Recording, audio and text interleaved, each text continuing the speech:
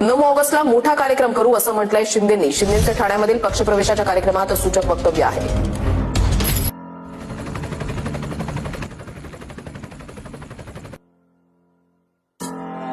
साहेब, आमची एक विनंती आहे की अकोल्यामध्ये आम्हाला घेऊन यायचंय. तुमचे विचार आम्हाला आमच्या मतदारसंघामध्ये ऐकायचे आहेत आणि म्हणून 9 ऑगस्ट हा आदिवासी जागतिक दिन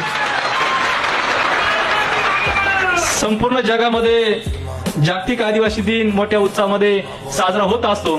महाराष्ट्रातला सगळ्यात मोठा जागतिक आदिवासी दिन हा आम्ही अकोले तालुक्यामध्ये करत असतो.